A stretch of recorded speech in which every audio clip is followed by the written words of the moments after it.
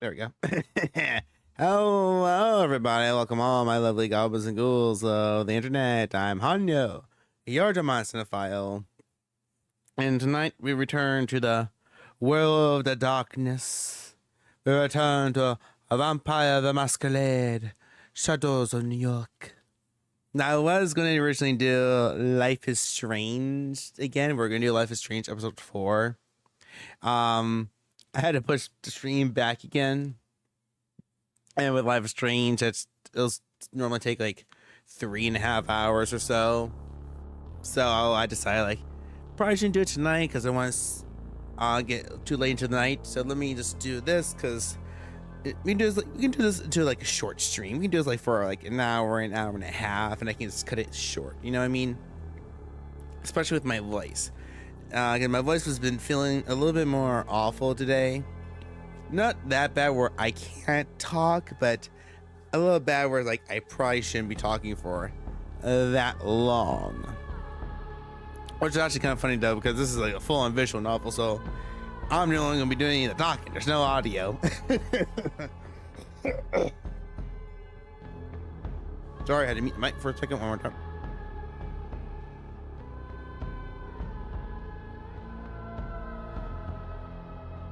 Sorry, hurry, nasty, fluids. Except still kind of sick. Doing a little bit better, but still not quite out the woodworks yet. Not quite there yet. Not quite there yet. Actually, let me take these pills real quick. Forgot to take my medicine earlier.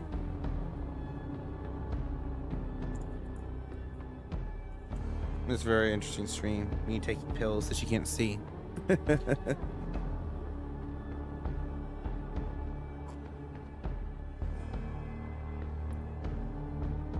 There we go. Hope everyone had a great day. What the hell? That 2 safe spots? What's night 2? What's night 1? I don't remember this. Last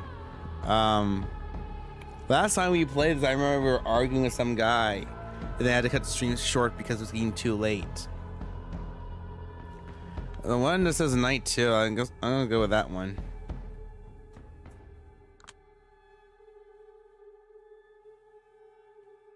I'll see what happens.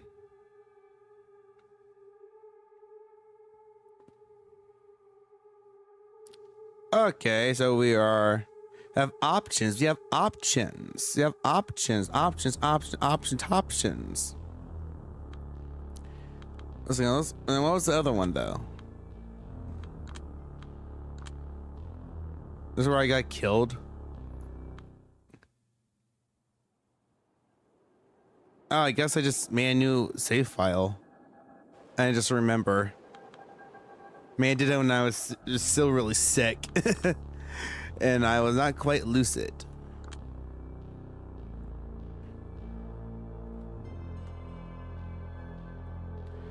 Alright, so this is playing out very similar to Cortez of New York.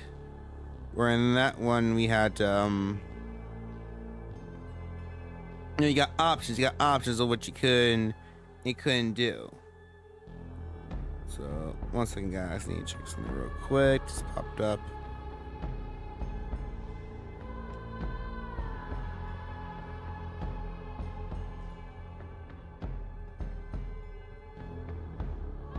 Okay. Okay, we're good. Sorry.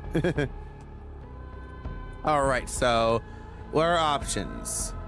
The risk of swiping right. This Tinder addict smells like a bit of loser. B, want to be intellectual, and C, a perfect source of nourishment. Dance macabre. Time to swing a little more on the devil's dance floor. The club beckons. Ooh. So a good meal.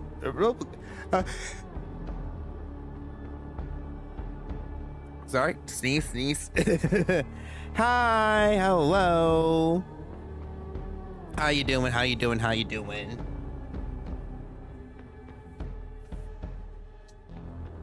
Oh, is chat not working? Is chat not working?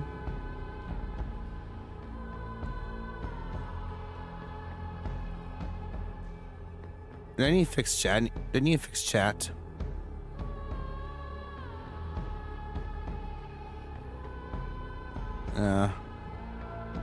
I guess I'll do that later. I'm sorry about that. But hello, Brandon Schmidt. Hello. Welcome to the world of darkness. Yeah, let's go to the dance floor. Ooh, some Greek statues in a nightclub. Interesting choice. This club reeks of death, and I love it. I've been here quite a few times, but I never see anything this breathtaking. Everyone around me is whacked out of their minds, and as they keep dancing madly, the spirits dance beside them. Spectral silhouettes phase in and out of existence, becoming more visible the more intense the music grows. It looks like a bizarre ritual, a profane mass. I notice it's the voice sample. I notice it's the voice samples the ghosts react to the strongest. The most suggestive ones cause them to appear distorted, even tormented. Wait, so is she actually talking about real ghosts? I know the world of darkness has like vampires, mummies, wraiths, but ghosts? Okay. I mean, not far-fetched. Spectre. It's as if something was struggling to be born out of the harsh sounds, and the dead were hoping to be reborn alongside it. They're all uneasy, quivering with desire for something far beyond their reach, probably the same as when they were alive. Sometimes, the living dancers spot their dead counterparts. It's usually the most manic ones who notice something out of the corner of their eye for only a split second, but never realize what they've glimpsed. Some apparitions dance to a completely different tune than the rest of us. The ones they can hear, those seem the saddest. The spectacle is eerie. At times, it's unbearably melancholic. Above all, it's beautiful. I keep on moving to the rhythm until I reach a trance-like state, and then something even stranger happens. Every now and then, when I brush against someone, a fragmentary vision appears before my eyes. A car burning on a freeway, an outstretched hand in the depths of the sea, a man jumping out of a skyscraper window. Memories of the past, preventable visions of the future. I have no idea what it means, but I am strangely eager to find out. Ooh, who are you? And then there are the dancers like her, ones that aren't ghosts, humans, or even vampires, but something else altogether. Ooh, what is she? This new world is full of mysteries, and I plan to get to the bottom of them all. Ooh, is she a zombie, a ghoul, a wraith? But for now, I just want to dance. Ooh, is she a fairy? Oh, that's cool. That is a cool image. Almost superhero-esque, but vampires. Kind of like that one, that shot from Underworld. Wow, what a night. I watched Times Square from above. It's beautiful. Never thought this place could make me emotional, to be honest. But here I am, feeling deeply moved. Who would have thought? Getting up here was surprisingly easy, all things considered, took more thought than physical effort. Earlier tonight, I started experimenting with this body's limits. I realized I can jump over small buildings and climb steep walls with ease now, and my whole perception of space has shifted.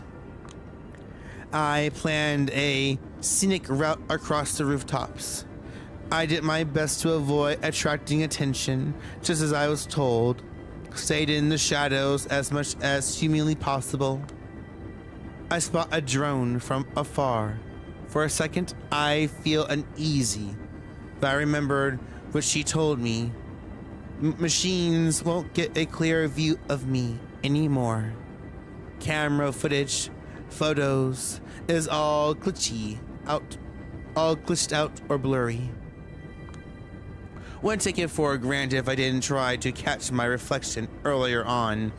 I couldn't see my face clearly. Not in the mirror, not even in a puddle. My face was like one of Dale's clocks. She told me to keep a low profile regardless. Someone might take note and track you down. She didn't care to elaborate, but it didn't sound encouraging. Suddenly, it hit me that I might never be able to see my own face again. I won't even be able to take care of my looks by myself. And what about the long-term psychological effects? A knot of anxiety tightens in my stomach. Jesus, this is probably just the tip of the iceberg. What else is going to change? Calm down. Wait a second. These past few nights have been the best of my life. For years I was on a downward spiral, failing health, no future, a feeling of overwhelming powerlessness. Now, everything has been flipped upside down. A total paragon shift. A bad ending is no longer the only option. I'm actually looking forward to tomorrow. I forgot how that feels. Whereas it used to start, where I used to stand at mere seconds to midnight, the doomsday clock has been effectively turned off. A cold breeze brushes my cheeks. As stupid as it sounds, I choose to read it as the world telling me to chin up. I can bend anyone to my will. I am capable of superhuman strength. I am a master of shadows. I can do anything. Tomorrow, I will be introduced to my duties. As everything goes according to plan, I will become a New York City representative of Clan Lamblosa. La Sombra. And what is... Oh, we already know what we don't know what La Sombra is, but a clan. A vampire's family tree. Specifically those sharing a common blood. Imagine everyone who is in your blood relative. Everyone who can picture gather around the table at Christmas. All sharing the same strengths and afflictions. Might be hard to visualize when you come from a big family, but you're still probably only picturing a few dozen people at maximum. There are hundreds of vampires in any given clan. Maybe more. Whoever they are, whatever that means, I have no idea what to expect. But tonight, I am free. All my worries from a month ago feel like they belong to someone else. Hello, hi. Finally, things are looking up. That was a trophy. I didn't see it.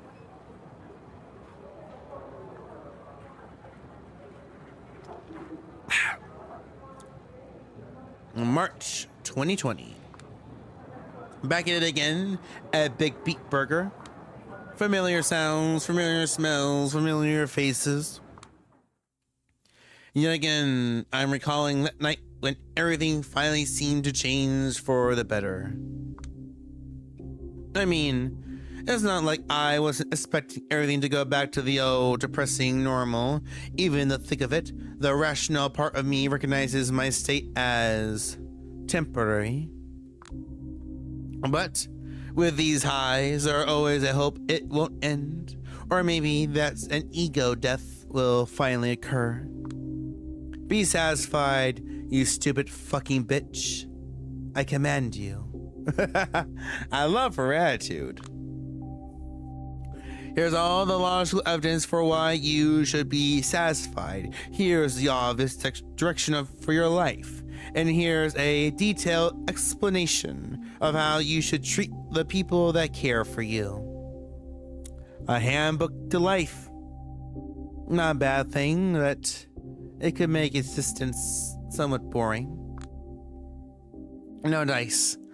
I always fall back into the same old habits. It's like they were encoded deep in my DNA. The aimlessness, the powerlessness, the spiritual exhaustion, these goddamn fast food trips. The stupid fucking self-loathing, now amplified whenever I drink somebody's blood. Maybe I should just blame it all on the misfortune of my birth. You do this social climbing until you dissociate, and then you are just the untethered, constantly frustrated ball of dumb desires. Except I'm sort of immortal right now, and I need to figure out what to do next.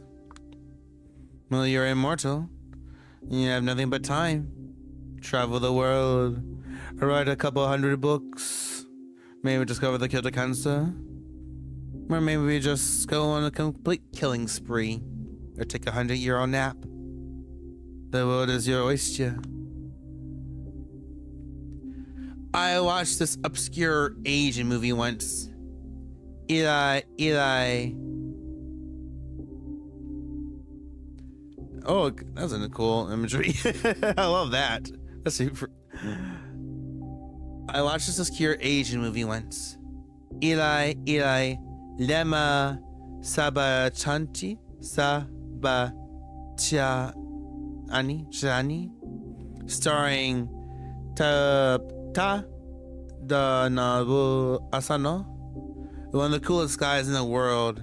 He plays this Mirzabao, the figure, illusory noise musician. There's this mysterious fire spreading around the world, causing despair and mass suicides. A rich CEO granddaughter gets sick and longs to die, so he spends a fortune searching for the cure. Turns out Asano and his friends, played by this violent onsen geisha guy, are traveling through Japan, searching the corpse strewn tours and searching the corpse strewn towns and fields for any unique item that can produce beautiful sounds. As it turns out, the avant-garde walls of noise they create are able to heal the infected. The CEO begs the band to help, offering them all the money they want, but for some reason they refuse. Through a series of flashbacks, concerts, and vignettes, a mystery unfolds. Eventually, we realize that Asano's music is not just a remedy, it's also a cause of the virus. Whenever it connects with people, they get this hunger for more extreme, more novel experiences. And eventually, they hit a wall. Nothing can satisfy them anymore. They lose their will to live. Not even the musicians are spared from this curse. They know the end will come, sooner or later. The girl is saved by a mind-blowing concert, but the tragedy is merely postponed, not averted. The last shot of a Jesus-like Asano, silently considering his role as savior and destroyer, stayed with me. The form of the film is abstractive, abrasive, little to no narrative cohesion. Some weird cartoonist creative choices. The Japanese noise soundtrack, the very free-form and hard to understand wave of themes. But at this point, Movies like this are all that truly connect with me. A vampire cinephile, a vampire who connects with film, a vampire who uses movies to keep their humanity. That just sounds like something I would be. I am the New York City representative of the La Sombra clan now, also known as the Night Clan. They are masters of shadows who can distort reflections and make modern tech go haywire in their presence. Clan, oh, that's a long one. Clan Len Sombra. That's us, the Night Clan. Other kindred call us Masters, Abyss Mystics, or turncoats if they want to drive home the fact that many La Sombra switched sex in recent years. The way Karen told the story, we used to be the brains behind the Sabat, a pretty nasty group working in opposition to the Carmelia. They since left for the Middle East for the most part, but a sizable chunk of my clan opted out and changed sides.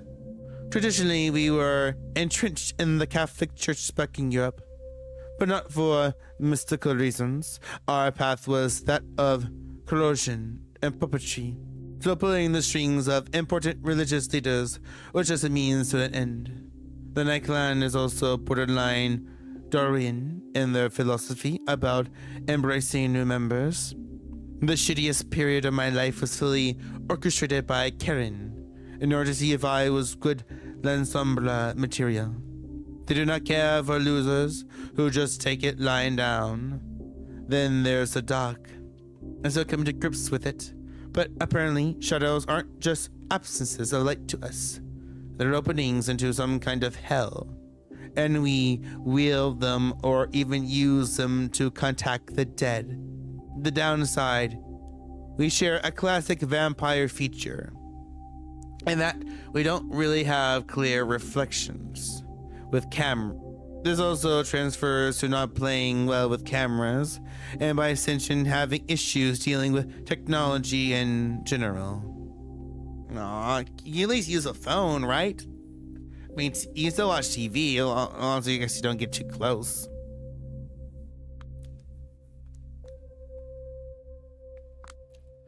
Last year, a few months before I was embraced, the La Sombra had joined with the Carmelia, the biggest and most traditional sect in the vampire world. The two groups actually used to fight each other, but our leaders found some intel that made them reconsider their strategy. So they sent a diplomatic mission to parley with their historical enemies.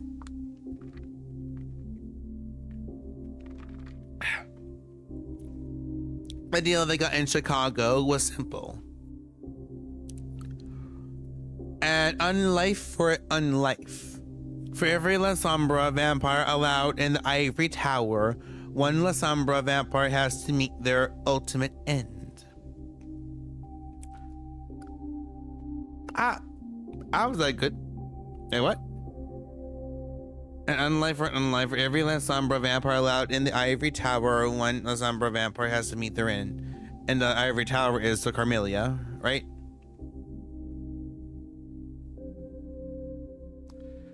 Yeah, Ivory Tower, their name for Carmelia, used in a less official, occasionally derogatory context. Sect. A group of vampires tied not by lineage but by ideology. The two most notable examples are the Anarchs and the Carmelia. Unsurprisingly, these two are also in direct opposition and drifting further apart all the time. I still remember the name of the woman who met her final death so I could begin my unlife. Her name was Hester Reed. Hester Reed, a sworn enemy of the Carmelia, a guerrilla fighter who spent decades opposing them. Final death means get staked, get your head chopped off. Death for immortals is defined as the total cessation of all biological activities. But vampires, being undead, face two moments of dying.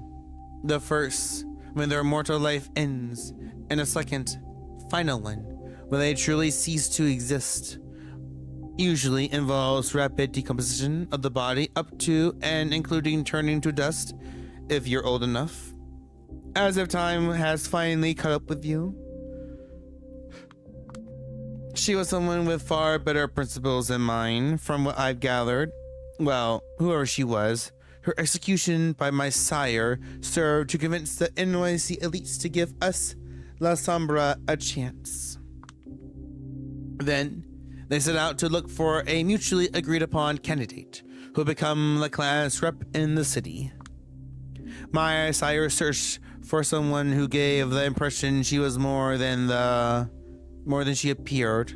The local court was looking for someone they could walk all over. After long negotiations, they decided I was a good compromise. The court, the kindred hierarchy of rule. Basically, feudalism by another name. You have a prince at the top, primogene beneath him or her, a sheriff who also answers to the prince, and so on. Matters are handled at secret sanctuaries called Elysium. Note, this structure applies at the city level. Beyond that, the Camellia organizations get absurdly Byzantine.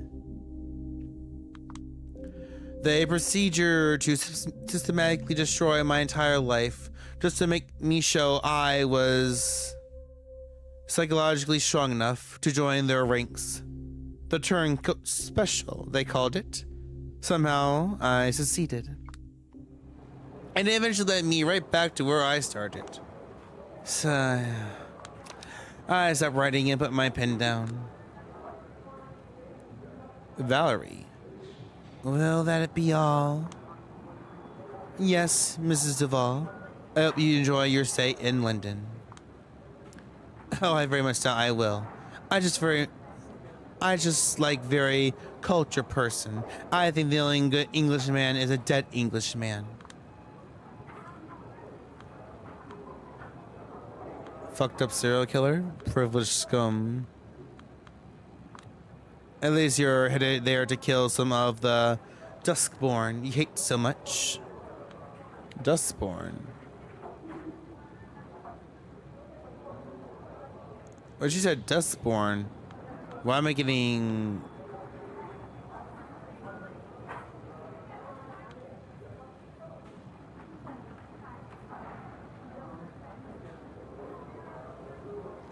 Thinbloods. Clanless vampires whose blood is so diluted they are difficult to tell apart from humans. Mine is the irreversible sunlight branded crescent moon tattoos they must bear in some dominions to show their status. Thinbloods have been subjected to decades of pogroms, prejudice, and discrimination. But despite that, their numbers are currently growing. Their human-passing appearance, coupled with their punishment for weird alchemy-style shenanigans, give them the ability to thrive outside of kindred society.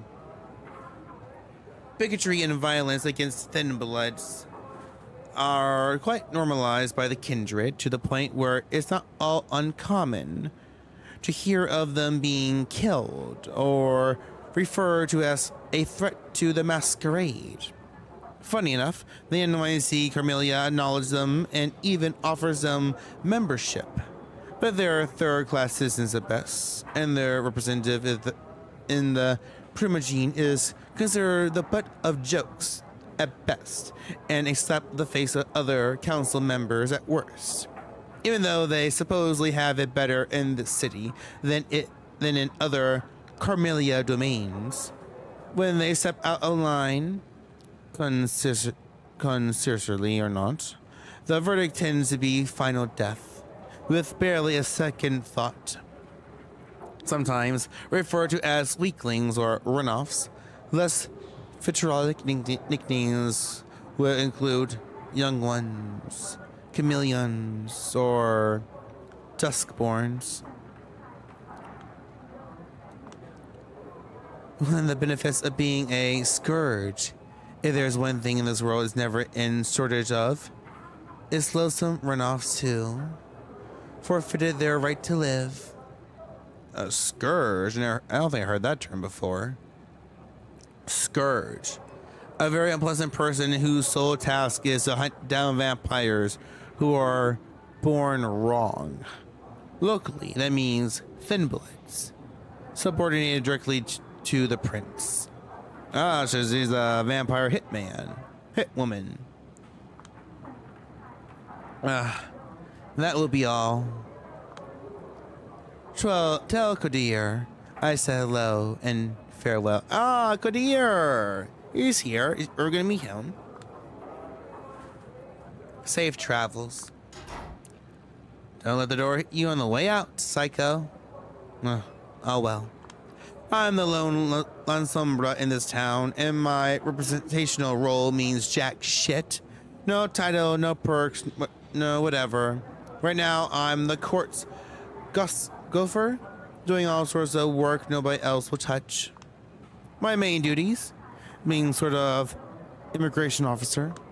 See, New York City is probably the biggest vampire travel hub in the USA, and definitely the biggest one on the East Coast. Almost every kindred arriving from Africa and Europe comes through here.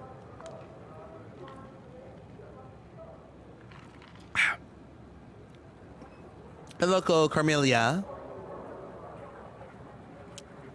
is nuts about bureaucracy and population control, so every vampire leaving or arriving in this town is supposed to check with me to inform me about their travels. Well, in theory, at least. The VIPs play by the different rules. They take care of this stuff through connections and servants. But for the smaller fish, I'm like a vampire Statue of Liberty. The first bloodsucker every kindred coming to NYC should see. On paper, anyway.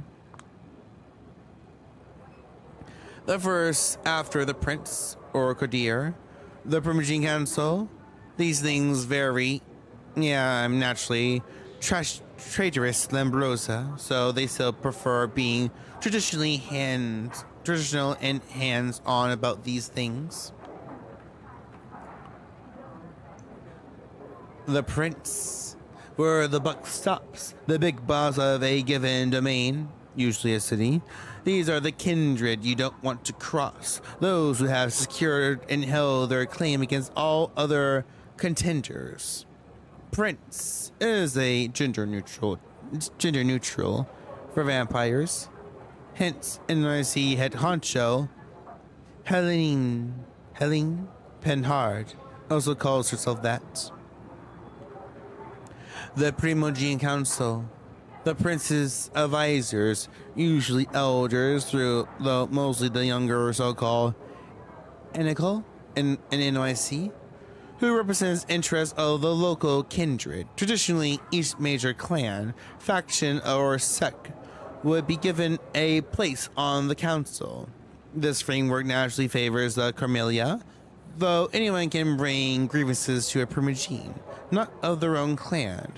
There are a few other rules governing who can become a Primogene, but recent decades have seen the old Primogenes rapidly shifting. Locally, Prince Panhard asks the council's advice often, but it's no secret that she mostly uses a Primogene to confirm a course of action she's already made her mind up about. So basically, they're just figureheads.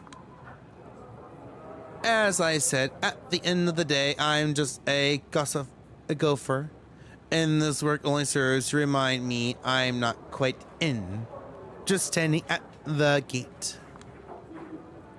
They haven't even given me an office. I just meet everyone in public places such as coffee shops or this fast food restaurant. Some consider this an insult and lash out at me, but luckily, most of them understand we're in the same boat. Only here because we're curs who need to be reminded of our place from time to time. Speaking of, my last client is 15 minutes late, and I still have more errands to run tonight. This is getting irritating. To be honest, I should just find some self-respect and leave. But I won't. I'm sorry my upbringing left me with this stupid sense of responsibility. 10 more minutes pass. Eventually, an unfamiliar woman appears by the door. She tells someone to stand by the door and walks in. Ooh, ominous. Long chestnut hair, body stuck in her late teens by the looks of it. A fashionable scarf covering most of her face. Elegant clothes, dignified walk. I signal her to sit in front of me, trying my best not to let my impatience show. She obliges. Take your time, huh? Here to check in? Let's just get on with it. No time for pleasantries. Name's Julia Sowinski. I hope you won't mind if I make it quick. I need it in Elysium. Name? Catherine Weiss. Huh. I swear I heard that name before. Someone else's description of her crosses my mind. That weird lady who owns a art hole, but is never there? Weird. So is her. Catherine Weiss, the owner of the art hole, de facto headquarters of the New York City Carmelia. Julia, what are you doing? Calling her weird right off the bat? God knows you're already made a fool of yourself in front of enough VIPs in the city. Recover. I'm sorry. It's just that I still don't know many people here, so I have to go by the description I'm given by members of the Primogene. Well, the description is mostly correct. Outside of that one word that slightly perplexes me. Pot calling the kettle black? Sounds like. Oh, from what I gathered, it's just that your interests are rumored to be, not fully aligned with the Carmelias, and it irks some folks up there.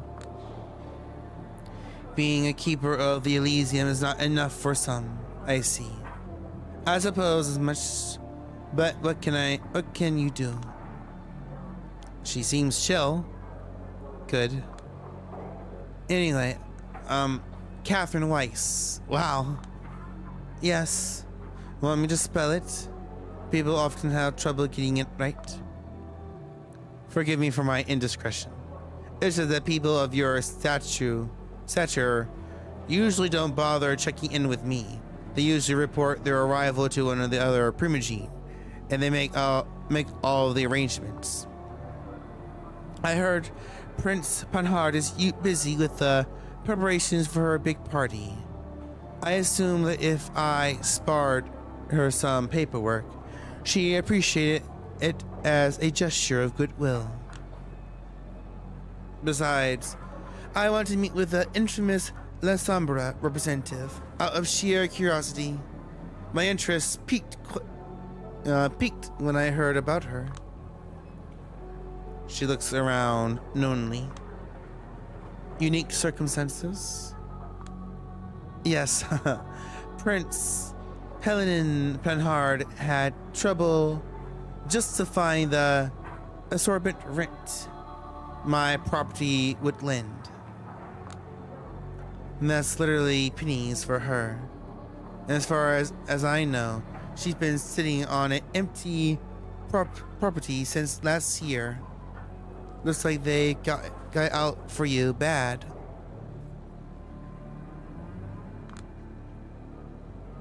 One second.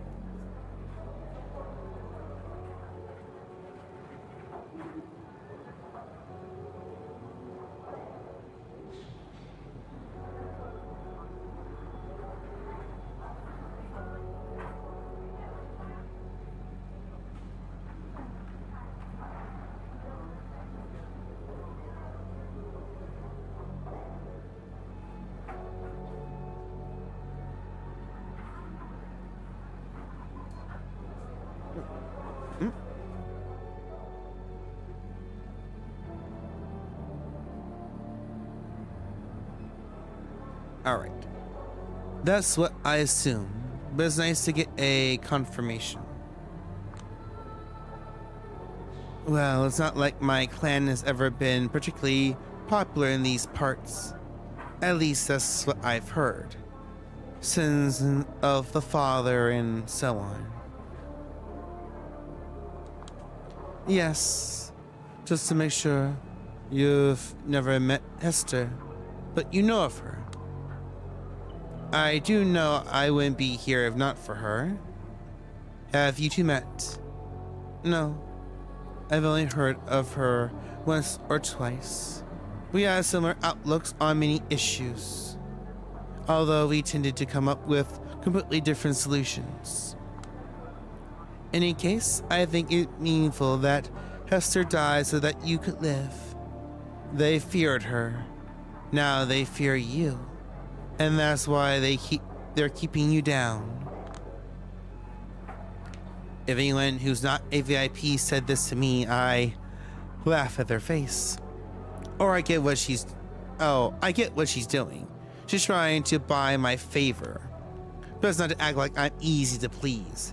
Stick to business. Time will tell.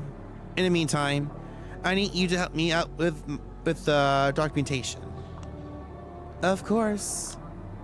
So, where are you coming from? Washington, D.C. She says it the way people in Hollywood movies say it. The way that suggests her Washington is wildly different from the Washington you and I would see. What were you doing there? Take a guess. Government work? Write that down if you ought to amuse Helen a little bit. If you say so. Date and hour of arrival. She takes out a plane ticket and slides it towards me. It's all here. Well, I am. Got it. Method of transport? Plane? Purpose of visit? Meeting with Prince. Ought to work just fine. I guess. Estimated duration of visit? Undefined. Right in 6 months if you really need to. Place of accommodation? Conditions of intended to stay? The yard hole. Conditions should be adequate. You tell me. I tend to be happy with Airbnb, home sweet home. I'm not certain I ever felt particularly at home here. That makes the two of us. Curious. Do you have anything holding you here? The face of a blonde-haired friend appears in your mind's eye, then vanishes. There's nothing holding me anywhere. I see. A prolonged silence stares into my eyes, and I return to stare. She's studying me. It's unnerving, but I do my best not to turn away. Eventually, she smiles. Didn't you say you were short on time? Oh God, yes. Kadar will kill me. I quickly begin to collect my stuff from underneath the table. You can simply inform him I paid you a visit. He'll understand, and he'll pass it on to everyone who should be in the know. I'll do that, yeah. Need anything else? Yeah. And be smart about it. So, you're basically a celebrity around here, huh? Not sure, but then again, Celebidon is really easy to achieve in the city. You know what the trick is? If I did, I wouldn't be stuck in a fast food joint. Being exactly what people expect you to be. Yeah. Still working on that part. Good. We will see each other soon. I hope. The party tomorrow night? I wasn't invited. She gives me a pitying look. I understand. Well, and not given the opportunity, we should make our own. I'll be in touch. Good night, Miss Weiss. I wish you a pleasant stay. Good night. Do not rush these things. You got your whole life ahead of you. And you're in a position where you can take it easy. Take your time. Get a different perspective. I nod and walk slowly out the door. When I lose sight of the restaurant, I sprint towards the subway. Slow night. Quadar, our man. He looks a little different. He looks skinnier.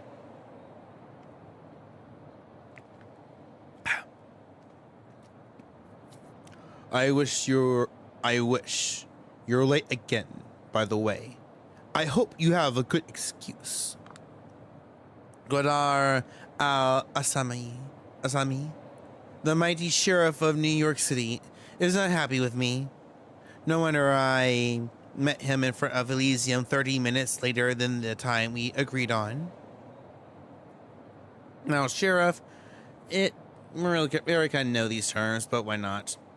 Elysium, a courthouse for vampires, or a designated peaceful place we can go to seek resolution.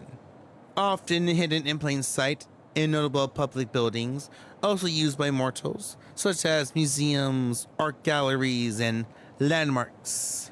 Government offices. NYC is pretty typical in this respect, as the current Elysium is a gallery in Queens called the Art Hole. Sheriff, an appointed officer who enforces the prince's etiquette. And if Kadar is in any measure a real stick in the mud, a sheriff hunts down traitors and violators of the traditions. Only the greatest offenders are typically apprehended and brought back to be judged in front of a simple court. In lesser cases, sheriffs act as judge, jury, and executioner. Yeah, well, Catherine fucking Weiss decided to arrive fashionably late. A likely story. She's supposed to be out of the city. If you think I'm pulling your leg, boss, feel free to check my report. I pass him all the official papers, the way I do every other night. Godar stares me down for a good few seconds, then his steely gaze softens. You're serious. Weiss in McDonald's with the mask and elegant clothes, surrounded by the smell of French fries and hamburger patties. That must have been one hell of a sight. Technically, it was a BBB, not McDonald's. But yeah, God, I made such a fool of myself. First thing I did, I quoted somebody calling her a weirdo. I wanted to die on the spot. Serves you right for walking fast pass. I've been trying to teach you to control your tongue, but you never learn. It's a new gaffe every week with you. Still, there's good news and bad news. The good news is Catherine has a fondness for vampires of humble beginnings. Probably why she decided to see you in your, shall we say, natural habitat. She is one of those rich art scenes assholes who seek out working class cred. I did say something about watching your tongue. The bad news is, she's very astute, so she can recognize a moron like you straight away. You never stood a chance of impressing her. Oh, shut up. You still need me for anything here? I'll get on it straight away. I wouldn't be standing out here chatting with you if I had taken care of my duties. 30 minutes is all it took to finish preparations for the big party. I'm about to see everyone off. Sorry. Couldn't be helped, I suppose. It is more your loss than mine. I just want some company tonight. And you could really use a chance to appear here on official duties so everyone can get to know your face. Heaven knows your fast food job isn't going to get you anywhere. You need to, what do they call it? Hustle? You don't need to tell me that. But it's not like being paraded around for a bunch of blue-blooded douchebags is. He somehow manages to give me a painful nudge in the back without so much of a hint of visible movement. Language, you fool.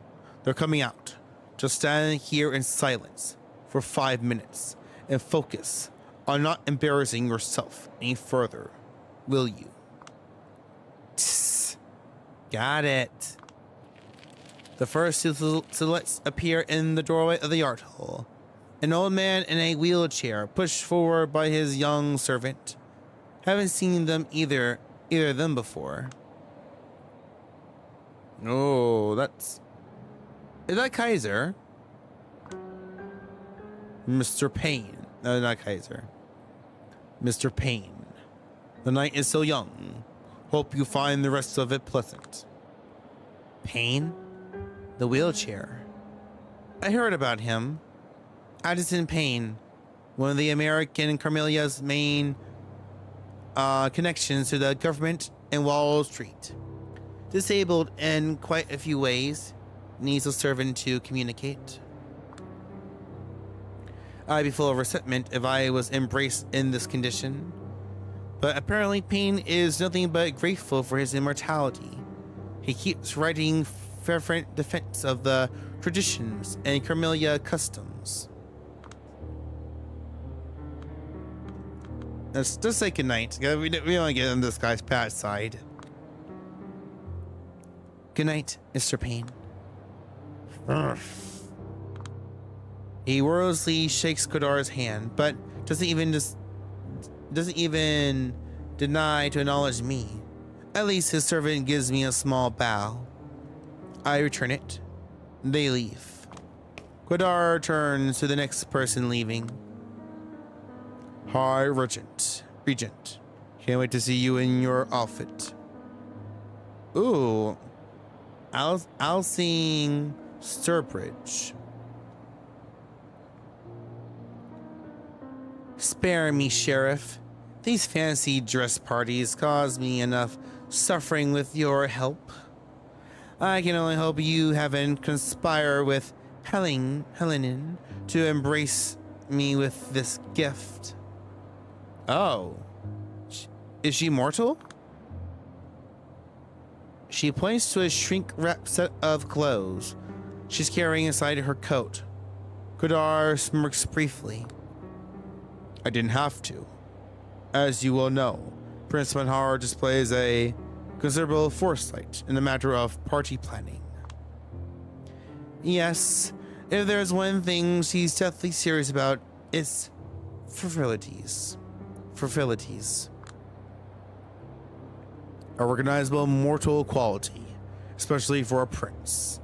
We ought to celebrate it, not oppose it. Don't worry, Sheriff. I'm a big girl who knows her etiquette. I will play your game, amuse the crowd a little bit, and return to my study as fast as possible. I'll sing Sturbridge, High Regent of the Chanteri of the Five Boroughs, a hero of the Battle of New York, the biggest warlock in town. Could be a prince herself if she didn't have her eyes on a bigger prize. All right, so we got 2 new terms I haven't heard of. Okay, Regent. The principals of the schoolhouses of the Tremere, also known as Chantaries. Every Chantary has a regent who oversees the education of all the Tremere. In attendance there, regents may also hold positions of the Primogene Council and be active in the clan's strategic defense. Chanteri, where the Tremere hang out, a lot of crusty books and smoking breakers types of place, I imagine. Clan Tremere, named after the 8th century Himeritic mage whose followers, for a brief period, terrorized the world. The members of Clan Tremere today are only able to practice their reality-bending thaumaturgic arts after consuming fresh blood. This is because the Tremere of old fucked up their relentless pursuit of immortality and were condemned. They have recently fallen into a great schism of competing houses, all vying for the title of rightful heir to their namesake legacy. All about that rare ancient artifact life. Nicknames include warlocks, hemeratics, transgressors. The thing is, nobody knows what the prize is. They only know it has something to do with the goal of her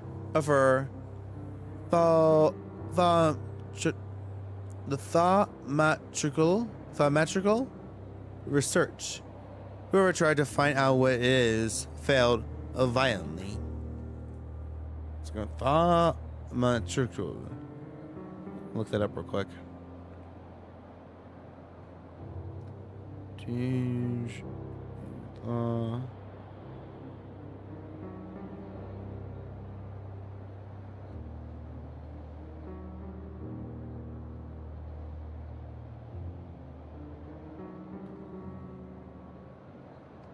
The workings of miracles, magic, or the supernatural. Okay, that's a new term. That's a good term for me to know. Thank you.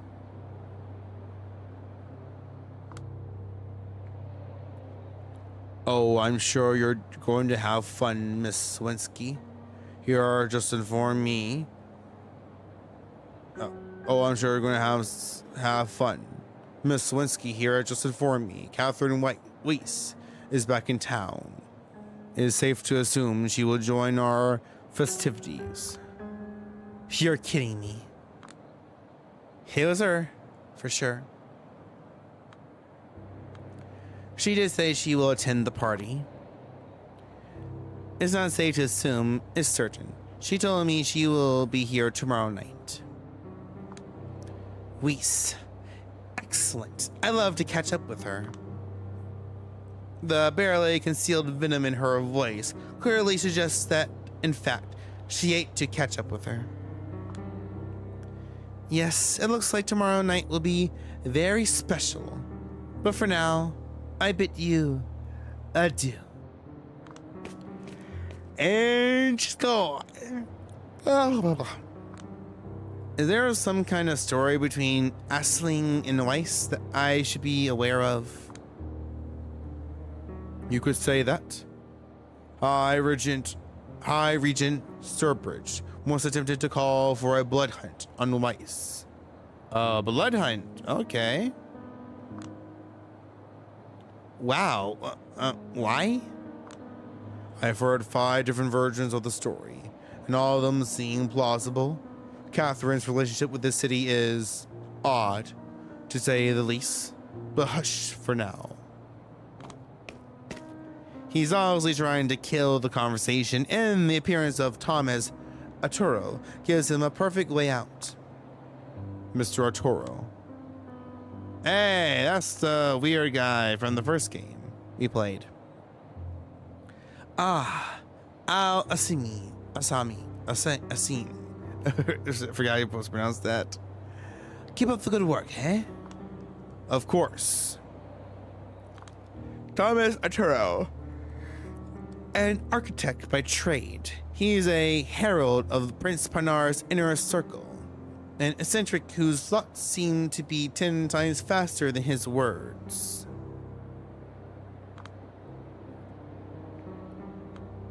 Take care on your way home. Take care on your way to your haven, Mr. Arturo. Ah, yes. He disappears into the night. Well, that was brief. Maybe I should stand in their way. That might force them to properly acknowledge my existence. To severely underestimate their dedication to ignoring whelps like you. Wait, whelps? That's a term? I guess we should look at these. Whelp. Not much different from the archaic human usage whelp. Is how to refer to your kid when they are fucking up. Godora loves to use it to put me down from time to time. Haven, the vampire's natural home. A girl has to hide from the sun somewhere, right? That tends to be at Dakota's place for me lately. Nobody likes to randomly stumble upon me when I sleep there. Harpy, a kindred gossip master extraordinaire, will often trade their wisdom for favors or political gain, while Harpy originated as an insult, some taking the term back and wear it as a badge of pride. After all, who doesn't need a friend who has dirt on everyone?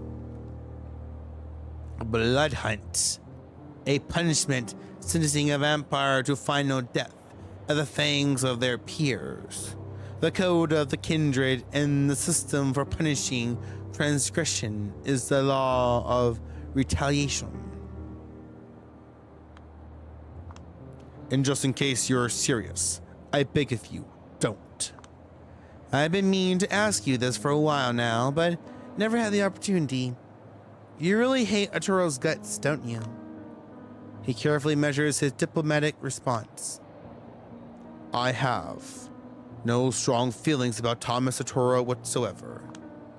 Yeah, well, considering you're always listening to positives about every local Carmelia representative under the moon, you might as well have called him a cunt. Why can I say it on YouTube? Can I say it on YouTube? I guess I was in the mood. Shit. A language whelp. And as for Toro, I will share my opportunity about him as soon as I come up with one that sticks for me more than a week. A group of kindred emerged from the art hole, rushing towards the street. Only a noble-looking woman stops next to us. She's wearing a hijab, but curiously enough, doesn't hide her hair beneath it. Primogene. If you are rude enough to stare, you quickly notice the cloth serves mostly to cover up her horrifying scars. Samira. Quadir. Oh, a young Julia? I'm doing my best not to stare because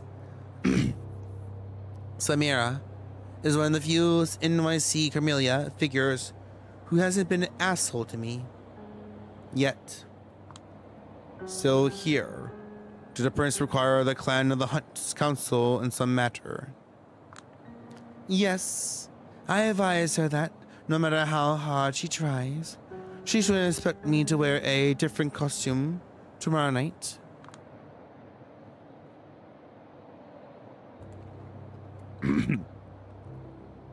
She's I'll wait for that. She's Banu Hakim Primogene. Just like the Land Sombra, their clan was independent from the Carmelia until relatively recently. However, they negotiated a better deal than we did. They have a Primogene, for one. Hailing from the Middle East, the Banu Hakim are drawn to the practices of justice.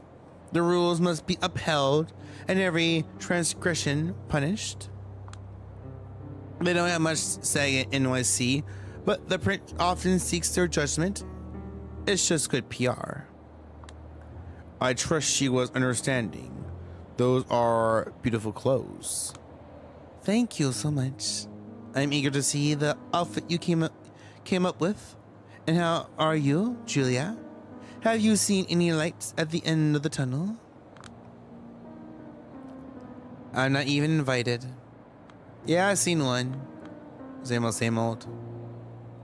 That's this one. They haven't even invited me to the party tomorrow. Sorry to hear that.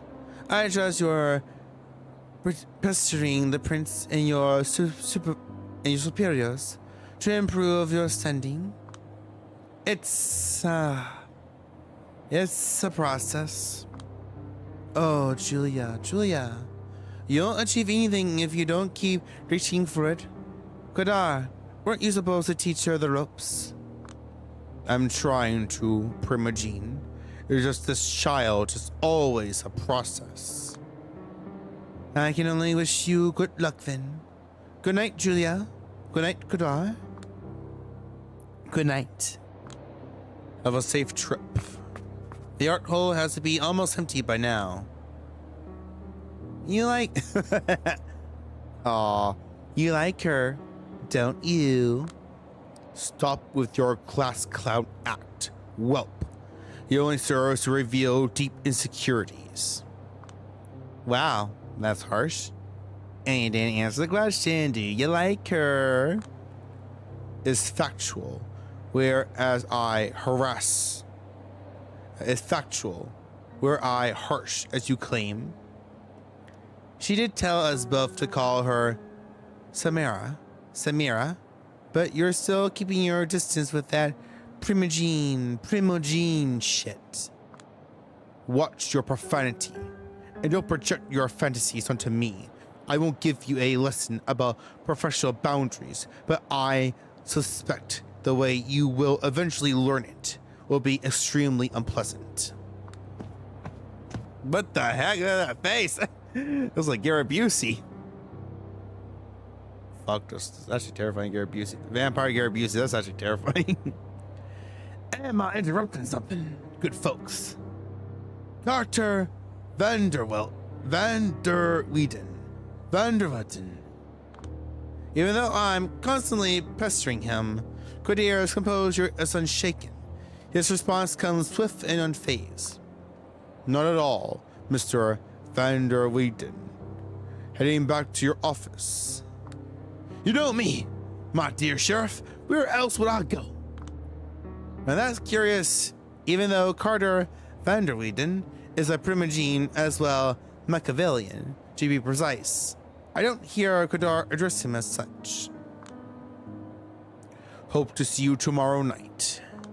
Oh, I will absolutely show up, provided I can, but just in case, I already apologize for not making it to the Prince. Simply drown in work these days. The rhythms, tempo, and intonations patterns of his voice are so familiar. Half it sounds like JFK, there half exactly like Barack Obama, just like his appearance. It all feels so fake. It's supposed to be like presidential. Oh, damn it, I gotta change the voice. He's old money, of course, comes from a long line of Dutch merchants who originally settled in New York. Regions runs a wildly successful law office, rubs elbows with elites of both kindred and kind, verities alike. He seems perfect in every way, and that's why he's so unnerving. He's a child of Malkov and must be blighted with some affliction. But whatever it is, he doesn't let it show. Hard not to wonder what he's hiding. The celebrations are planned to last all week. Surely you will find the time. Okay, so I got more presidential. Well, I pray I will, my good man. I pray I will. In case you need to reach me, you know where to find me. Have a good one. He doesn't even register my presence before leaving. He didn't even register my presence before leaving.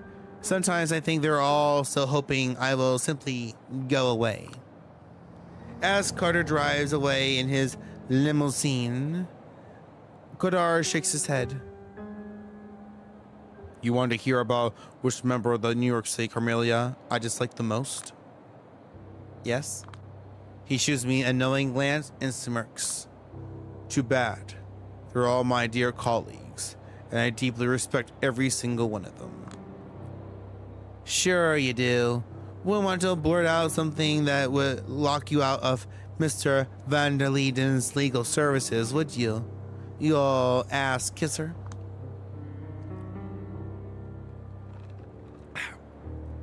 I do expect to find myself in need of a good defense attorney when my broke, incompetent, and foul-mouthed assistant finally pushes me over the edge. Rude. Do you still need me here? I still need to swing by St. Patrick's tonight. Don't worry. We're almost done. The prince is coming out. The captain is the last person to leave the ship, huh? And there she is. Helen Panhard, the big kahuna, as someone I once knew would call her, the de facto ruler of New York City, and a self-professed patron of the arts. Kadar, a penny for your thoughts? You should be pleased to hear the High Regent is resigned to her fate, my prince. Mr. Van der Weyden is decidedly not. I suspect he will be too busy to join the festivities all the week through. Excellent. She turns to me. Oh, okay. We're first name. Oh, well, she just kind of has to talk to me. I'm Vampire Customs. Miss Lewinsky, weren't you supposed to accompany our good sheriff in his duties tonight? There was an unexpected change of plans. Catherine Weiss is back in the city. Catherine is here? Now, that's a welcome surprise. But what does it have to do with you, Miss Lewinsky? Kadar knows all the details. She wanted to amuse herself. I took care of her paperwork. Go this one. It looked like she wanted to meet me and amuse herself by seeing the way I operate. If I can guilt trip her about my current standing, I absolutely will. Oh. Ah, so the two of you met in a fast food restaurant, my prince. I see. Helen rubs her eyes. Catherine, her love for proletarian amusement. I suppose it'll be a source of amusing anecdotes this week. If you want to avoid these situations in the future, it might be good time to discuss offering Miss Lewinsky an office of her own. We'll get to it eventually. There are more pressing matters at hand. The festivities start tomorrow, and there's still so much to be done. Will you make sure the art hole is secure before leaving? Certainly, my prince. Have a good night. Good night, Kadar. Good night, Miss Lewinsky. We'll talk about your work soon. Don't worry. Of course. Good night, Prince Penhard. A chauffeur escorts her to a limo. There's an awkward silence between me and Kadar until the car disappears around the corner. More pressing matters? Huh. A penny for your thoughts, Sheriff?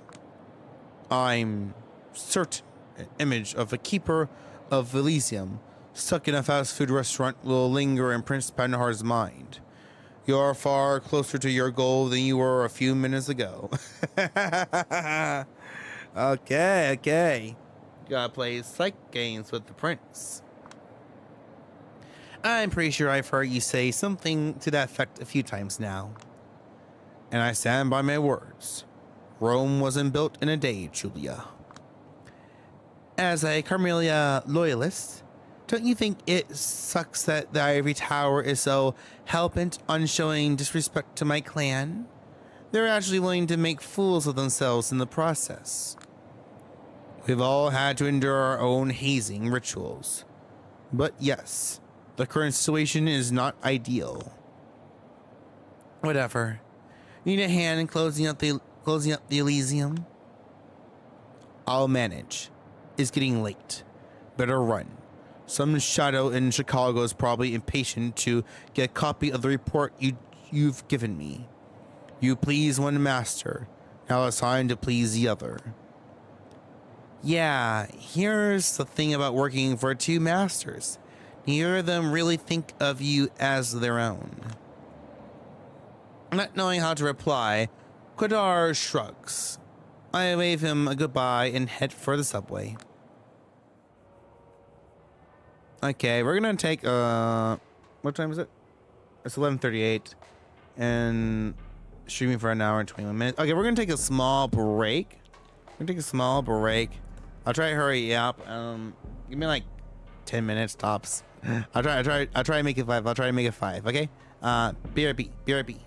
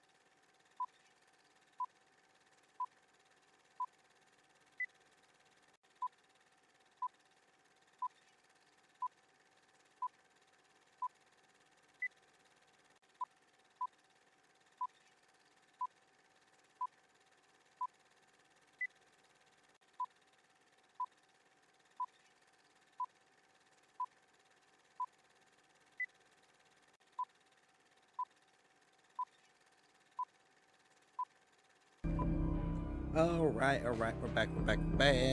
Sorry that took so long. Wasn't feeling good there for a moment, but I'm good. Let's try to finish up this chapter, or our section. What do you want to call this part? Yeah, I'm gonna get out of the chair for a little bit. Hi, how you doing? We're doing Vampire the Masquerade, Chateau of New York. Back after a long time. Sorry, I wasn't feeling good.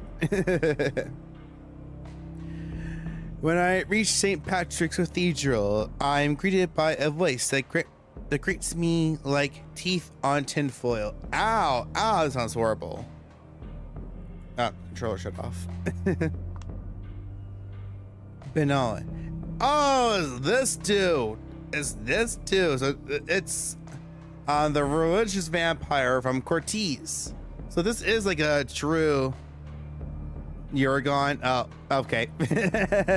Well, it's good to see people coming back. Thank you. How are you? So this is cool. This is like a true sequel to Cortez of New York. This was the super duper religious vampire who tried to off us. Try to gives us like exercise or something.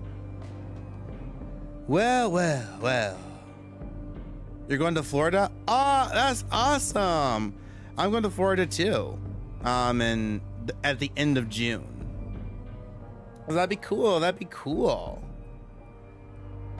Florida's nice. It's nice. I only been here like 3 times. Well, actually, just be my 3rd time to go to Florida. First time was when I was a kid. Second time was in 2017, and now. Well. The prodigal daughter returns. Oh my God, no! This is the one thing I didn't want to happen.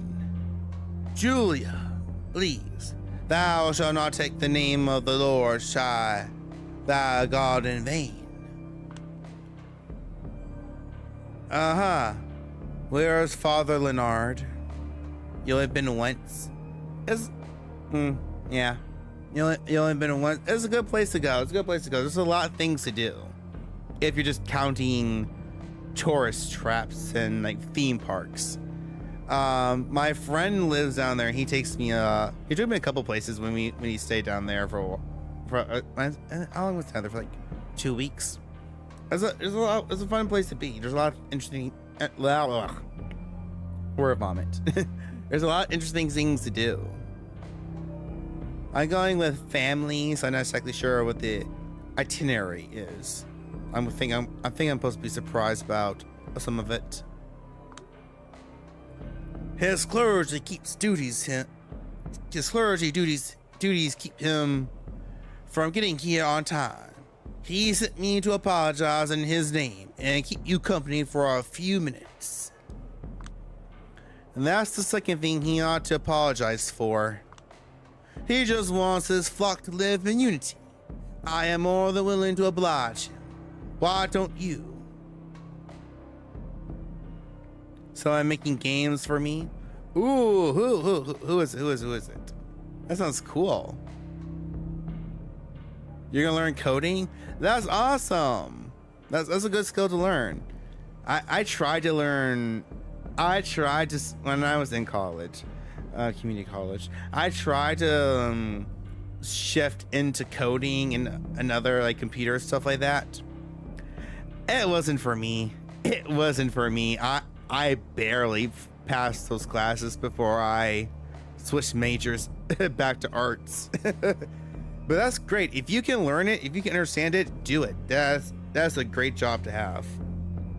That gives you a lot of opportunities. Just wait and see. I will make that game.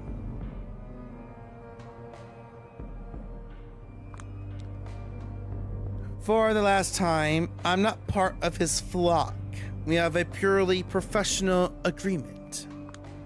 I know you see it that way, The Night Clan's tendencies to stick close to the Catholic Church is their greatest virtue, but they still consider their relationship purely instrumental. Yeah, I want to do it. You can do it. I'm slacking off trying to write a book. I'll write the book. You learn how to code. You can do it. We all can achieve our dreams if we actually put some effort to it. This is why we kindred like you to bring the spiritual change to your clan, to make them understand God's precious gifts. The closer they get to the light, the greater their shadows would become. What the fuck is my phone? I just realized it was missing. There it is. It's in my pocket. Again with his insufferable sermonizing.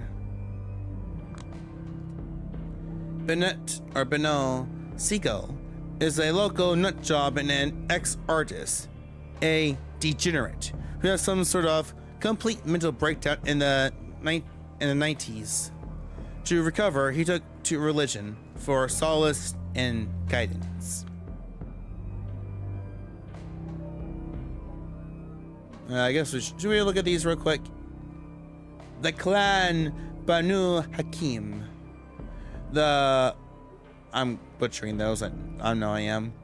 Called assessments. Assessments is in the past, but that's basically a slur at this point, or a new addition to the Carmelia, only having joined a few years ago. Before that, they were independent from both the Kham and the Anarchs, and they were used as assassins for hire. Supposed to be very good at that job too. Nowadays, it looks to me like they've rebranded themselves as keepers of the law, which still gives them the occasional chance to hunt somebody down, but no longer for payment in blood. That used to be the tradition, or at least not overtly. Though one member of the clan that I know well, Samira, is pretty cagey about this aspect of the Banu Hakim. But I've learned from a few other sources that members of the clan have a bit of a drinking problem. Once they taste another kindred's blood, they find it hard to stop. Their inclusion in the Carmelia seems to have stirred some discontent among the Chimia, as the lawmen also use a form of blood sorcery to boost their abilities and observe different rituals. Some of them clearly religiously motivated, owed in no small part to the fact that the clan has been traditionally tied to Islam and the Middle East in general. Clan Machiavellian. The Clan of the Moon have earned its reputation as a place for total psychopaths. Yet there is a twisted kind of reason to the madness of the children of Malkav. Their conditions seem to stem from gazing too deeply into the web of connections that govern the world. From learning too much, seeing too much, feeling too much. Blood is how they self-medicate. All Machiavellians suffer a mental breakdown following their embrace. Often, this is an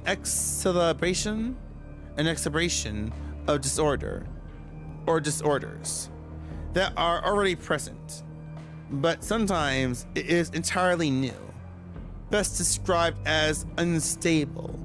There's no telling when a Machiavellian will snap or drop some unexpectedly wise insight, called oracles, jesters, or visionaries, if you're being nice, madmen, liabilities, and lunatics, if you're not.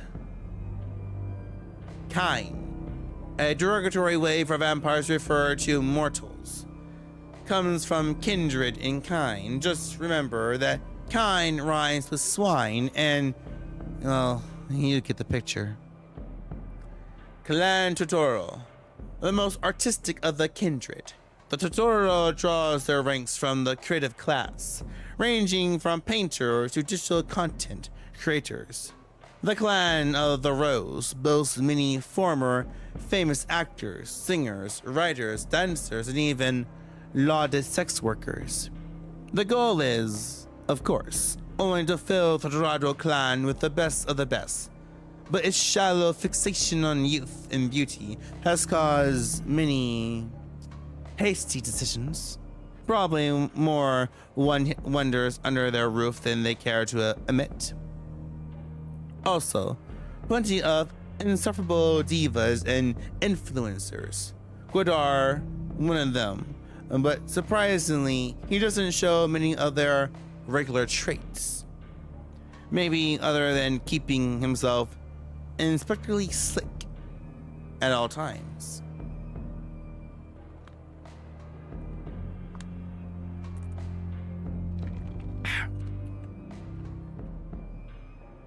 At first, he proclaimed his readiness to devote the rest of his life to study Nautism. Another term? Look at that one later. After a few years, though, he changed his mind and joined the Catholic Church instead. As luck would have it, his neophytes'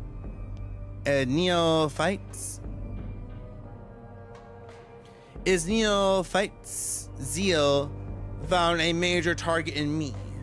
When I first met him, I was stupid enough to tell him I was raised Catholic and still identified as such. Somewhat.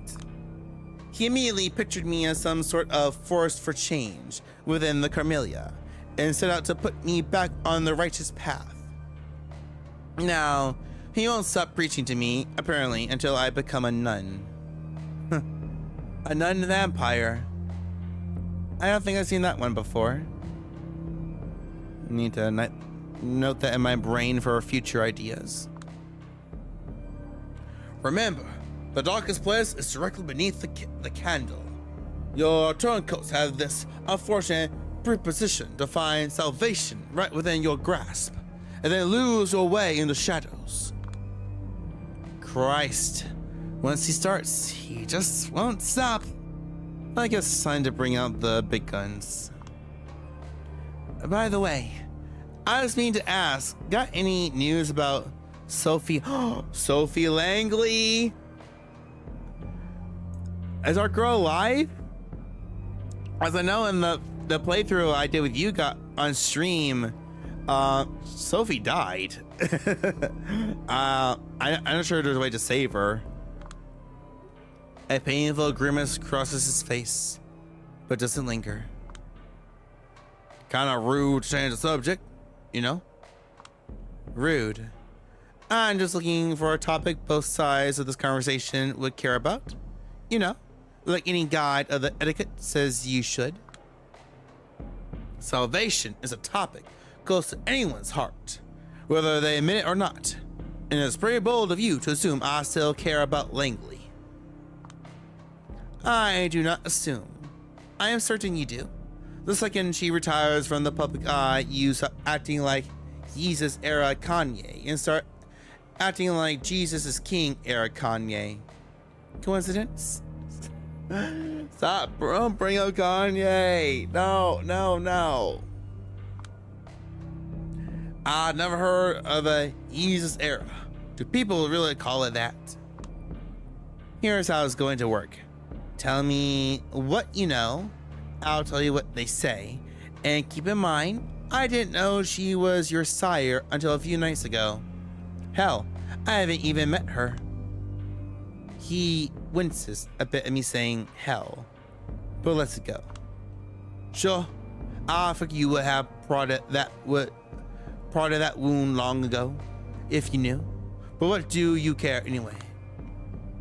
Better to let you drone on about your tormented past and let you carry on with your good missionary shit. Professional curiosity. Once a journalist, always a journalist. He scratches his head, then exhales in a sad mockery of a chuckle. Fine then, I'll do my best to make it short. Just like you said, Sophie Langley, ever New York kindred, beloved socialite, was my sire. We first met sometime after World War II. I left France right before the Nazis went around the Maginot Line. I struggled to keep my siblings alive with my art. Watched my brother die during the flu epidemic of '43. I was close to losing my mind. That's when she showed up. Said the sheer torment of my works caught her eye. She became my patron, allowed my talents to flourish, and support me financially. Eventually, she embraced me. As well as off kindred, my artistic interests started to naturally deviate from what they used to be back when I was a poor mortal upstart. I began to see the world the way her social circle does, and that she couldn't forgive. Instead of being a fun novelty, I became just another part of the Masquerade surrounding her. She grew distant, and then stopped seeing me altogether. I had my share of meltdowns because of this, I won't deny that. I locked myself out of many career opportunities. It was an important lesson. Don't trust your elders. Vampirism affects them psychologically as well. If they take interest in you, they won't stop until they suck your soul dry. Then they discard you like a broken toy. For the first time since I known him, Seagull registers to me as something other than a Bible-thumping nuisance. Is it compassion I feel? Do I find him relatable? How dreadful. It's possible he's strategically trying to elicit sympathy. Maybe he heard about my dramatic exit from Lodestar, or maybe he's just allotting to the way my sire left me here to fend for myself. It is only God who will ever lead you astray. No. It is only God who will never lead you astray. There you go. This is why I find your act so frustrating, Julia. You're so close. You're getting it, but you choose sin instead. Well, what is a vampire but nothing but sin? A dark angel come to snuff out the light, to be a part of humanity, not from up front, but from a distance. To see life, to take life, like the almighty hand of the Creator. There's the banal seagull I know. Almost had me fooled. Let's get back on track. What about Langley's disappearance from the city? Her path to the road to perdition. Whether she ended up, I doubt she's too happy about it. She had plans for the future of the city. Wanted to make her ultimate artwork. She was always the vain one. And of course, you are completely sure you had nothing to do with her disappearance? Please don't tell me you're getting at what I think you're getting at. Everybody says you've been acting like you're trying to repent for something ever since her vanishing act. And you've got a motive. Of course, I'm getting at what you... Drink.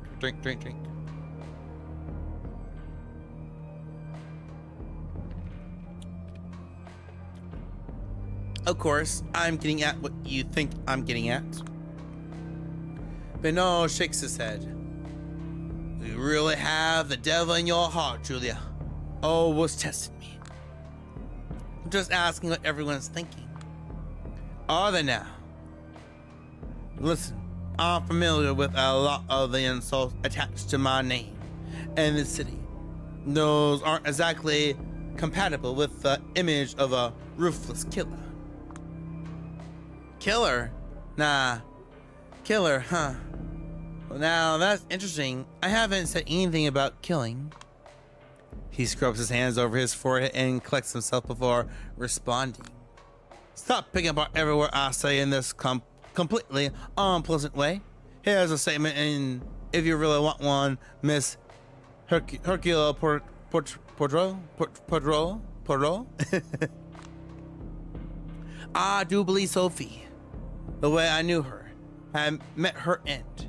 Even if she's still walking this earth, she won't come back here as the same prideful aristocrat. She have to undergo a spiritual rebirth. Someone has reminded her of her place. Her former friends talk of her in hushed voices. Even that servant play toy of her went missing. No more Camellia parties. She's done. Oh, her servant play toy. They're talking about our character from the first game. Whatever happened to her, I don't know. I swear on Jesus and his sandals, I had nothing to do with it. But yes, I'm still here and she's not. And it's not a reason to gloat, but to be more humble. I received a sign from God telling me to re-examine all the unfortunate ways I still resemble Sophie Langley. And I listened. I rejected the pride I shared with her. I renewed my vows to God, recommended to preaching his greatness. I mean, this is why we're having this conversation in the first place. Right now, when I think of Langley's influence on my life, I am grateful because she was a sign that got me here. And if God wills it, maybe one day you'll look at the same way, Julia. Mental note, whenever his circles back to his preachy tone, it's time to intervene. All right. If it makes you feel any better, I think that the only way a wimp like you could have hurt her was by boring her to death with Bible quotes.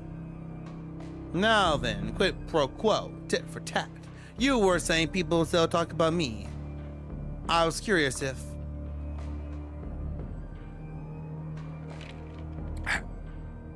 Oh, look who's finally here. All of her time worked. Father Leonard rushes in our direction, carrying a folder of documents under his arm. I assume it's the one I came here for. Father Leonard. Christ be praised, Julia. Yesterday, I was told this is how priests greet their parishioners,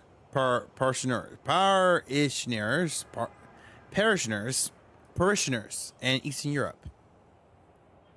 Wasn't Father Leonard an older man in the first game? I need to go replay that part. For every and ever, amen. Actually, I think we said each other's lines. Never mind.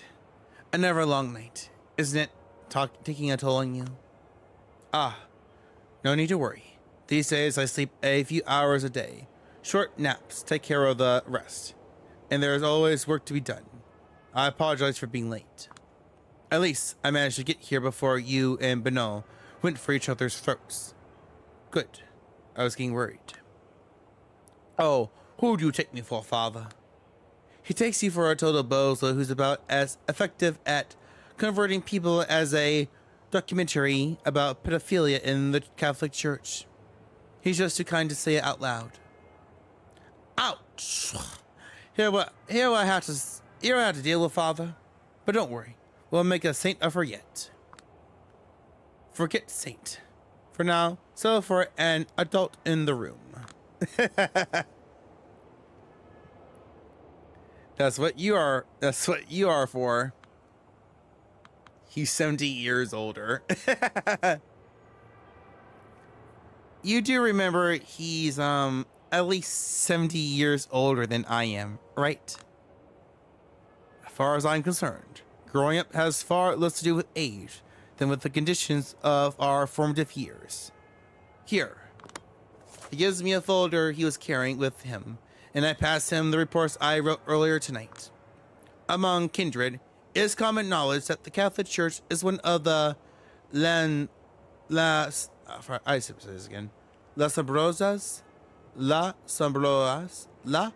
Sombras greatest assets.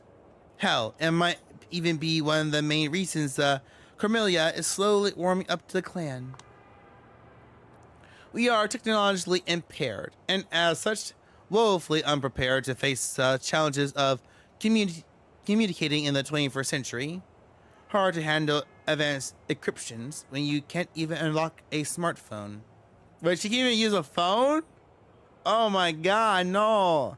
Can she at least go to the movie theater? Can she at least go to a movie theater? This is where the Vatican connections enter the picture.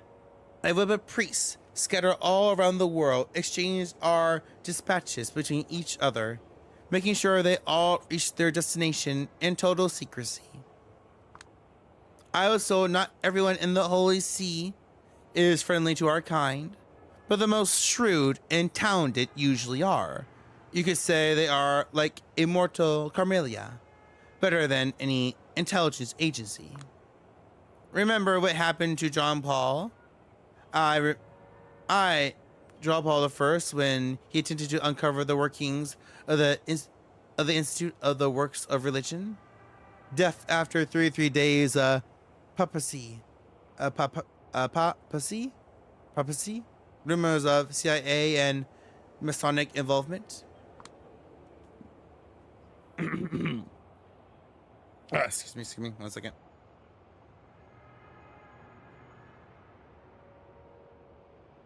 Yeah, okay, better. Not that Father Leonard has anything to do with any of this. For a Catholic priest, he's alright. He probably have made me stay a believer a few years longer than I did, had I known him as a teenager. Leonard is intelligent, kind, helpful towards his parishioners, treats his superiors with a healthy dose of skepticism, and is not involved in any sort of political church games. Well, at least not beyond helping me contact my boss. My boss is in Chicago every other night or so. He knows about the Kindred, and he knows about the Second Inquisition. He opted to avoid the latter in order to keep the former from oppression, because according to him, it's the right thing to do. I know there's got to be something wrong with him, some selfish motivation, maybe, and I haven't nailed it down yet, but it doesn't feel like he's making an effort to hide it, so I'm giving him a pass. By the way, I hope you don't mind. I finally took the liberty of asking how your parents are doing. Thank you, Father, but you shouldn't have. Not a problem. A priest at St. Sansulas, Kostak, is a good friend. He says your parents start showing up every Sunday again. Front rows. Your father is looking better and better. It makes me feel nothing, but I still give him a token nod and a grateful smile. Thank you, Father Leonard. Now, if you'll excuse me, the sunrise is almost here. Yes, be careful, and God bless you. Amen. Goodbye, Julia. I'll let you off the hook this time, but next time you won't be so lucky. All right? Sure. Just one more thing on my never-ending list of events I'm not looking forward to. Guess it's time to call in a night. I'm home. Dakota, all right. Finally. You doing all right? Fine, I guess. Why aren't you asleep? I figure it's finally time for me to become more of a night owl. We talked about making our schedule sync better. Watch your vitamin D.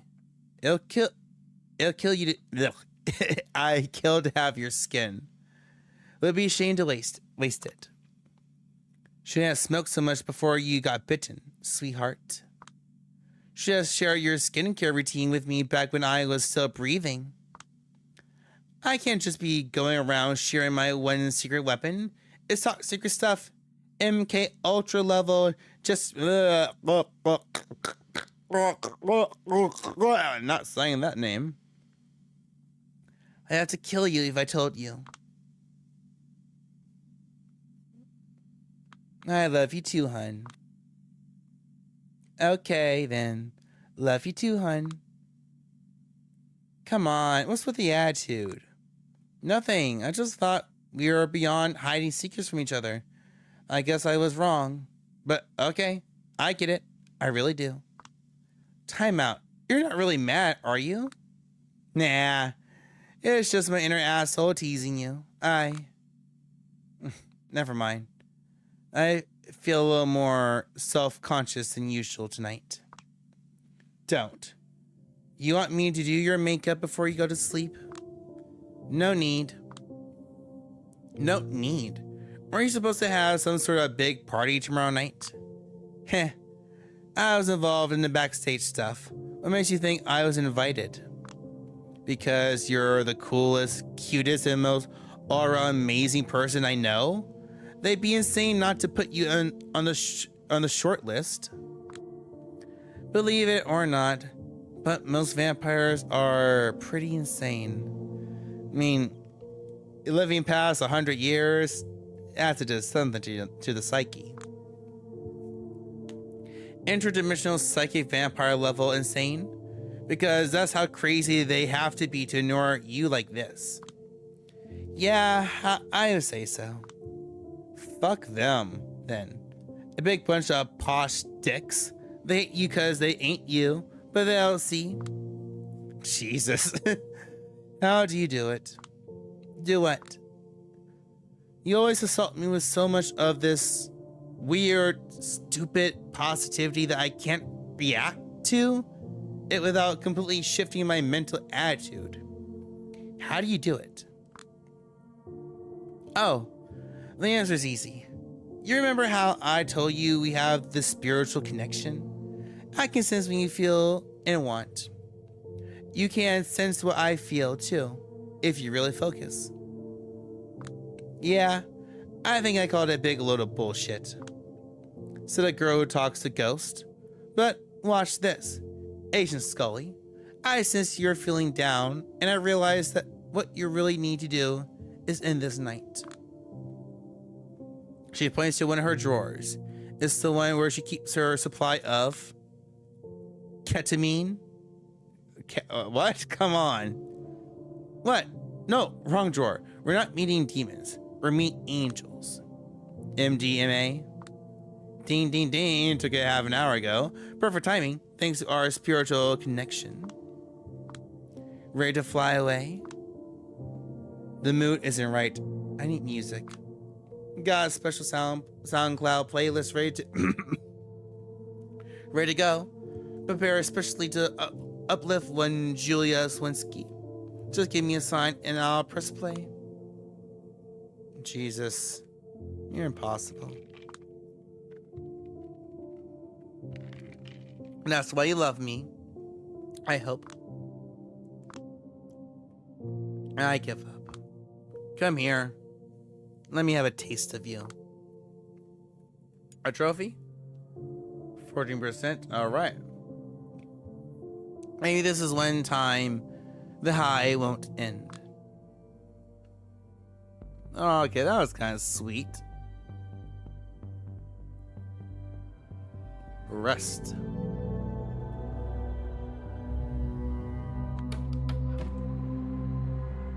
Alright, so we're throwing this back into the world.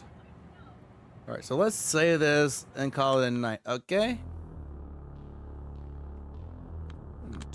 Night 4, okay. Alright, so that's Vampire the Masquerade, Shadows of New York. And that was pretty cool so far. I'm liking we're just getting kind of thrown into the world. Now we're just getting to know the vampires since we kind of played the first game. I like how it is playing off of the full-on sequel. We're not really sure what the main mission of our character is. I guess we need to get better into the world of politics or something. Who knows? Dakota, what about Dakota? Is that just our friend? Is she a little bit more of a lover? I'm gonna assume lover, but nothing really happened yet. So we got some new characters, like the Samari character. She seems interesting. besides that, most of the characters are kind of old from the first game. Oh, the Sunbridge bitch, or whoever she was. She seems like she might be the villain for the story, but again, who knows? But that's it. We're gonna call it for a night. Tomorrow we're back to Life is Strange, and not sure how we're gonna structure the rest of the week. We'll stream on Tuesday, but on Wednesday is either gonna be the final Life is Strange, or maybe Resident Evil, or maybe more of this. I'm not sure. I'll probably do a coin toss. But yeah, gonna click off. Thank you all for joining me on this epic adventure. Not really epic, but dramatic, bloodthirsty, horrific, something. All right, I do gotta go. Love you all. See you all tomorrow. Have a good night, evening, morning, wherever you may be in this awful, fantastic world. And I will see you all later. Bye-bye.